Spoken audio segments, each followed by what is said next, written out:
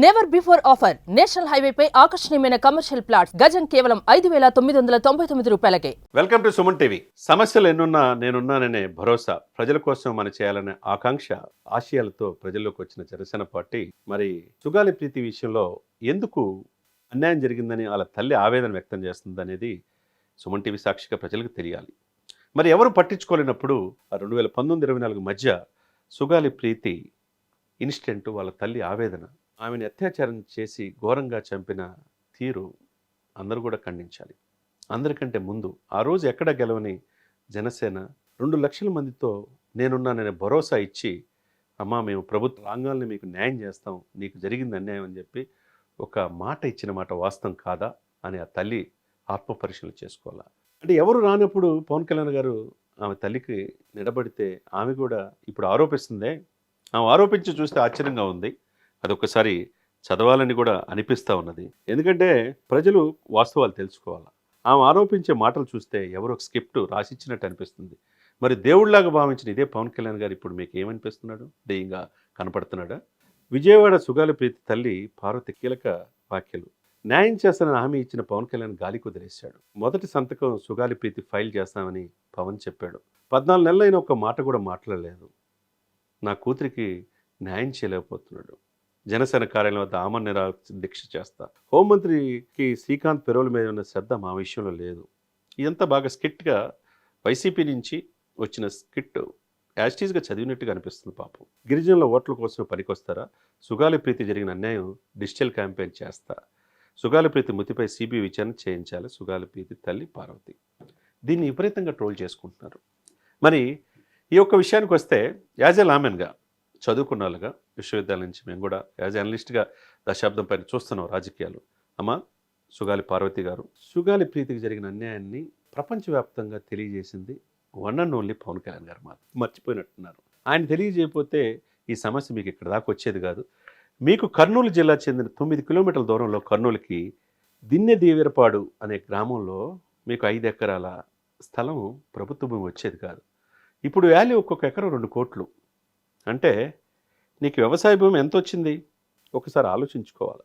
ఇకపోతే నీకు municipal revenue శాఖలో మీ ఇద్దరికి ఉద్యోగాలు ఇచ్చారు జూనియర్ అసిస్టెంట్లుగా. అది పవన్ కళ్యాణ్ వర్గం కాదా? ఇది కాకుండా నీకు 5 సెంట్ల భూమి ఇచ్చారు ఇంటి స్థలం కోసం. అది పవన్ కళ్యాణ్ వర్గం కాదా? మరి వెంటనే ఈ పార్టీ అధికారంలో వచ్చిన తర్వాత సిఐడీలతో మాట్లాడి, డీజీపీతో మాట్లాడి, హోంశాఖతో మాట్లాడి ఈ కేసు ఫైల్ మూవ్ చేసింది పవన్ కళ్యాణ్ గారు కాదా? సిబిఐ దాకా వెళ్ళాలంటే అంతర్గత నివేదికలు ఏముందో తెలియాలి. కోర్టులు కావాల్సింది, పోలీసులు కావాల్సింది సాక్ష్యాలు. అప్పుడు జరిగింది తప్పు అని అందరికీ తెలిసిన అంశమే. అప్పుడు గతంలో 5 సంవత్సరాలు ఉన్నప్పుడు మీరు ఏం చేశారు? అన్యాయం జరిగిందనే కదా. మరి అన్యాయం జరిగినప్పుడు ఈ మాటన న్యాయం చేయాలని ప్రయత్నించింది పవన్ కళ్యాణ్ గారు కాదా? మరి అటువంటి పవన్ కళ్యాణ్ గారిని మీరు ప్రశ్నించి ఆయన గిరిజనుల మీద ప్రేమ గురించి, ఆయన చిత్తశుద్ధి గురించి, ఆమరణ నిరాహార చేస్తా అనే మాట గురించి మిమ్మల్ని ఎవరు ఆడిస్తున్నారో, ఎవరుండి నడిపిస్తున్నారో అమ్మ ఒక తల్లిగా నువ్వు ఆలోచించి అర్థం చేసుకో. ఆడపిల్లలకు అన్యాయం చేసే వ్యక్తి కాదు పవన్ కళ్యాణ్ గారు. తన బిడ్డల డిపాజిట్లే తీసి కౌలు రైతులకి 34 కోట్లు ఇచ్చిన వ్యక్తి. విమర్శించేటప్పుడు సహేతుకంగా ఉండాలి. సాక్ష్యాలు లేకుండా వీళ్ళు ప్రభుత్వాలే మేనేజ్ చేస్తే ఈ నిందితుల్ని ఎట్లయినా పట్టించాలని చెప్పేసి అసెంబ్లీలో కూడా ఎమ్మెల్యేలకి ఆయన చెప్పాడు. శాసనమండలిలో, శాసనసభలో మనం పోరాలి సుగాలి ప్రీతి కోసం అని చెప్పి. మరి ఆయన మాట కొద్దిగా కళ్ళమాట నీళ్లు తెచ్చే సన్నివేశంగా అనిపిస్తుంది. పండ్లున్న చోటే రాళ్ళు.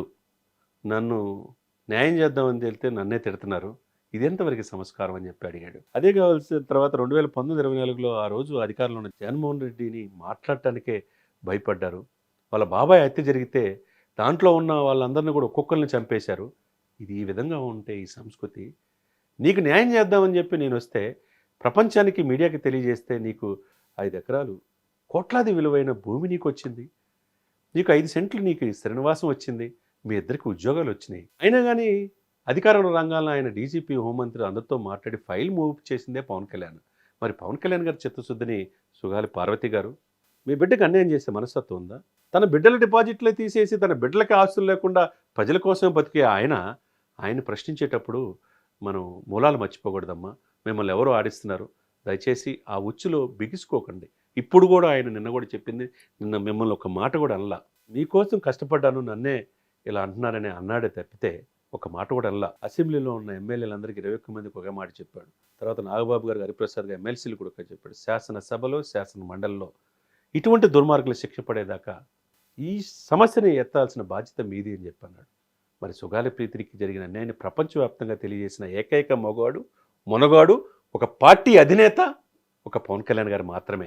మీకు అన్నం పెడదాం అనుకుంటే ఆయన నోట్లో సున్నం పెడదాం అనుకునే ఎంతవరకు సంస్కారం అనేది విచక్షణ కోల్పోయి మాట్లాడకూడదమ్మా. సమాజం ఉంది, సమస్యలు ఉన్నాయి, కోర్టులు ఉన్నాయి, న్యాయం చేయాలి. మీకు ఎవరు న్యాయం చేయకపోతే, ఏ రాజకీయ పార్టీ ముందుకు రాకపోతే ఒక జనసేన అధినేతగా ఆయన ముందుకు వచ్చినప్పుడు హ్యాట్సప్ చేయాలి. ఆయన కాళ్ళకి నమస్కారం పెట్టావు, మీకంటే దేవుడు అని చెప్పేసి ప్రాధేయపడి అన్నావు. మరి ఇంతలోనే ఆయన ఏమైపోయాడు? మీకు ఎవరో రాసిచ్చిందని చదవటం కాదు. మీకు ఇచ్చిన దాదాపుగా వ్యవసాయ భూమే 18 కోట్లు అంట, 10 నుంచి 18 కోట్లు విలువ చేసింది. అది పవన్ కళ్యాణ్ గారి పోరాటం వల్ల రాలేదా? ఇప్పుడు నివాసం ఇల్లు కట్టుకున్న దానికి 5 సెంట్లు పవన్ కళ్యాణ్ వల్ల రాలేదా? మీ ఇద్దరికి భార్యాభర్తలకు ఉద్యోగం పవన్ కళ్యాణ్ గారి వల్ల రాదా? ఇంత చేసిన పవన్ కళ్యాణ్ గారిని విమర్శించడానికి ఎలా మనసు వచ్చిందమ్మా అని చాలామంది మీర మహిళలు ప్రశ్నిస్తున్నారు. కాబట్టి ఆలోచించుకోవాలా, మూలాలు మర్చిపోకూడదు. ఇప్పుడైనా జరిగింది సవరించుకో. ఎవరు నా కోసం నిలబడ్డారనేది ఆలోచించుకోండి. విమర్శించేటప్పుడు కరెక్ట్గా సహేతుకంగా ఉండాలి. ప్రజలు మీ మీద సానుభూతి క్రమేపీ సన్నగిల్లే అవకాశం ఉంది. కాబట్టి ఆలోచించుకోండి. పవన్ కళ్యాణ్ అనే వ్యక్తి ఈరోజు ప్రపంచవ్యాప్తంగా ఆయన ఎటువంటి సేవాదృక్పథం చేస్తాడు, యాజ్ అ డిప్యూటీ సీఎంగా ఎంత సంస్కరణలు తీసుకొస్తున్నాడు, దేశవ్యాప్తంగా హిందూ సనాతన సాంప్రదాయాన్ని ఎత్తుకొని ఎంత నేషనల్ పొలిటికల్ స్టార్గా అవతరించాడు. అటు రజనీకాంత్ గారు కావచ్చు, ఇది మోదీ గారు కావచ్చు, అందరి నోట పవన్ మాటే. అటువంటి పవన్ని విమర్శించేటప్పుడు ఒక్కసారి ఆలోచించుకుంటే చాలా మంచిది. మూలాలకు వెళ్ళి ఎవరు నీ కోసం నిలబడ్డారో ఆలోచించుకుంటే ఇంకా మంచిది అనేది చాలామంది చెప్తున్న మాట. కాబట్టి ఒక్కసారి ఎదుటి వ్యక్తి ఎవరు, మూలాలేంటి, కష్టాల్లో మన వైపు నిలబడింది ఎవరు అనేది ఆలోచించుకొని మాట్లాడితే చాలా మంచిగా ఉంటుందనేది అందరి అభిప్రాయం.